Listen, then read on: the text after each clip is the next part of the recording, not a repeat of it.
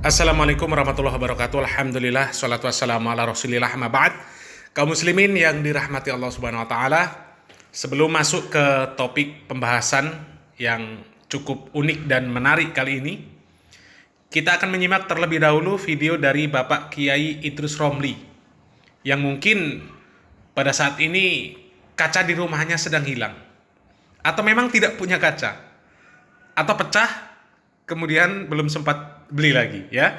Kita simak dulu videonya. Kami Kiai ada beberapa muzakarah membaca kitab Al-Jamiah fil Mizan. Ini tentang varian-varian Wahabi yang berada di Saudi. Ini ditulis oleh mantan Salafi lah. Nama beliau Dr. Misari Said Al-Matrafi. Di sini beliau menulis tentang sejarah munculnya awal varian-varian dari Salafi atau Wahabi ini.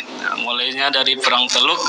Ketika terjadi Perang Teluk, maka ulama-ulama Salafi atau Wahabi mereka ikhtilaf tentang apakah boleh memerangi umat Islam dengan meminta bantuan senjata dari non-muslim. Maka yang membolehkan dan mengkafirkan yang tidak membolehkan. Maka disinilah awalnya. Dan setelah itu berlanjut lagi kepada Syekh yang bernama Syekh Madkhali yang berasal dari Yaman, diteruskan oleh saudara temannya, zaimnya, yaitu Syekh Mukbil. Dan ternyata Salafi atau Wahabi yang berada di Indonesia ini juga seperti itu. Mereka pun nampaknya di media berbicara tentang akidah, mereka bersatu. Memerangi Asy'ariyah mereka bersatu, namun di dalamnya mereka ternyata berpecah belah.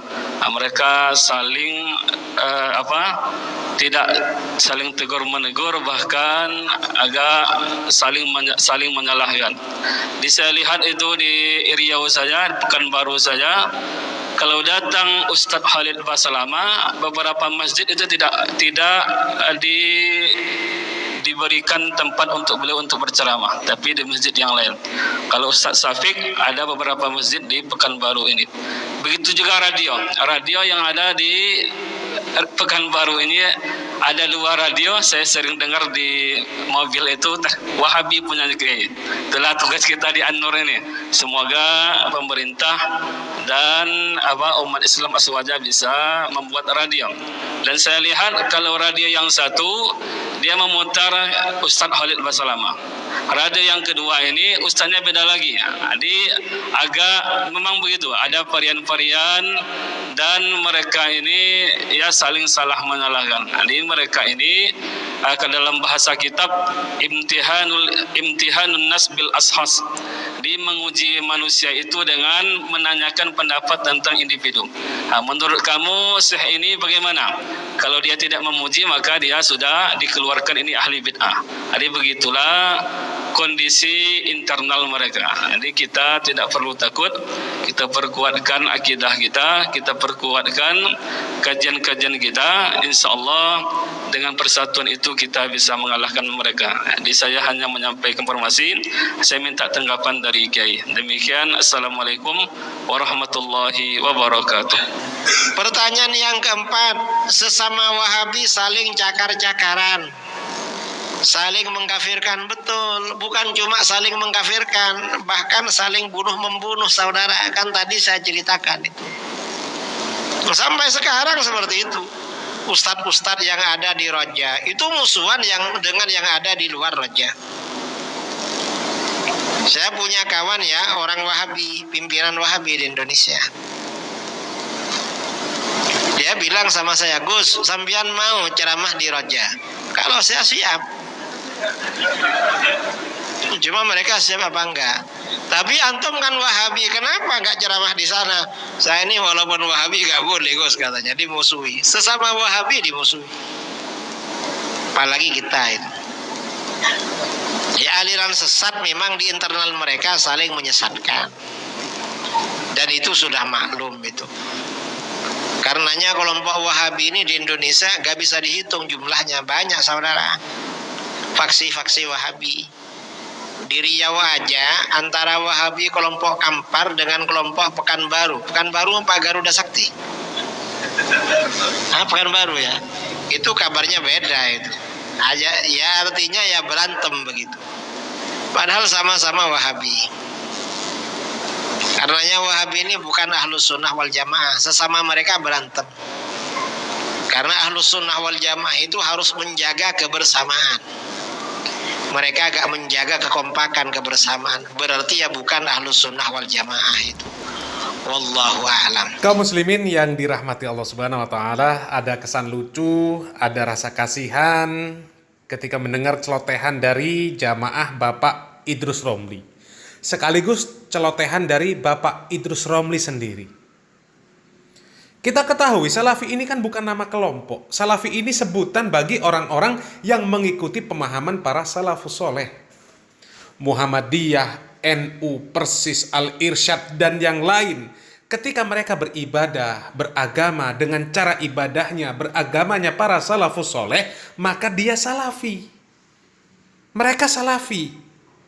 Siapapun bisa menisbatkan diri sebagai salafi, tapi sesuai apa tidak akidah dan amaliyahnya dengan akidah dan amaliyah para salafus soleh. Kan begitu. Banyak penjelasan-penjelasan dari ustadz-ustadz kita yang menjelaskan apa definisi dari salafi, apa definisi dari manhaj salaf. Itu dicari, difahami. Kalau Wahabi itu kan lakop-lakop dari orang-orang Syiah. Tapi kita faham, lakop tersebut ditujukan kepada siapa, untuk siapa. Kan ditujukan untuk orang-orang yang tidak tahlilan, tidak yasinan, tidak merayakan maulid Nabi, tidak manakib, tidak merayakan haul, tidak kunut subuh. Kan itu poin-poin yang dicirikan sebagai Wahabi. Dan siapa bilang sesama salafi cakar-cakaran, saling mengkafirkan, saling membunuh, na'udzubillah min dalik. Berbeda pendapat di kalangan para alim, di kalangan ahli ilmu, itu hal biasa. Hal biasa. Ustadz Abdul Hakim dan Ustadz Yazid bin Abdul Qadir Jawas hafizahullah ta'ala memiliki pendapat bahwa kunut subuh itu bid'ah. Tidak boleh dilaksanakan, tidak boleh dikerjakan, tidak boleh diamalkan. Karena bagi beliau hujah-hujah yang mengenai tentang kunut itu dhaif. Sementara ustadz yang lain berpendapat tidak bid'ah sebagaimana pendapat Imam Asy-Syafi'i. Dan itu biasa. Itu biasa.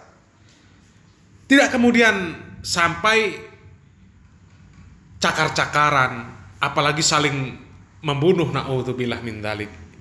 Yang ada itu sesama Asy'ariyah. Cerita, ingat kembali nih cerita Ibnu Tumar. Iya, cerita Ibnu Tumar. Membunuh sesama Asy'ariyah. Cakar-cakaran sesama Asy'ariyah, saling membunuh. Itu dari siapa? Wahabi? Bukan. Bukan. Ya. Dan perlu diketahui ketika para ustadz ke suatu daerah, datang ke suatu daerah, katakanlah ke Pekanbaru, ke masjid yang satu tapi tidak ke masjid yang satunya, itu hal biasa karena padatnya jadwal mereka. Ustadz juga manusia, butuh istirahat. Yang ada kelompok aswaja yang sekarang ini yang saling cakar-cakaran. Sampai-sampai Pak Idrus Romli sendiri di channelnya ikut membahas tentang kisruh nasab. Nasab-nasab para Habib. Habib-habib itu dari mana? Kelompok aswaja. Ya, aswaja. Hanya nasab yang diributkan. Terserah orang mau nasab keturunan kiai, keturunan wali, keturunan nabi. Tidak ada pengaruhnya nasab itu di hadapan Allah nanti.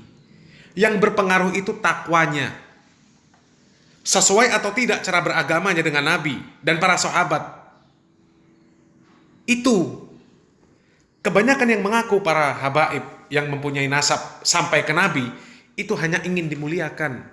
Untuk apa mengaku keturunan nabi tapi amaliyahnya bid'ah? Untuk apa? Lihat saja video-video para habib. Banyak sekali mereka yang beraliran tarekat sufi yang menjadikan mimpi sebagai landasan ibadah. Senang berbagi cerita-cerita khurafat. Banyak yang seperti itu. Dan sekarang mereka saling cakar-cakaran. Itu lebih baik diperhatikan Pak Idrus Romli. Benahi internal kalian yang mengaku aswaja. Jangan dulu bermimpi ceramah di roja. Benahi dulu manhaj Anda. Anda sudah mengakui tahlilan bid'ah mungkaroh. tapi belum bisa berhenti, apalagi menghentikan yang lain.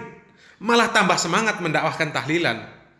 Malah tahlilan dijadikan ciri sebagai ahlus sunnah wal jamaah. Yang tidak tahlilan bukan ahlus sunnah wal jamaah. Itu kan lucu.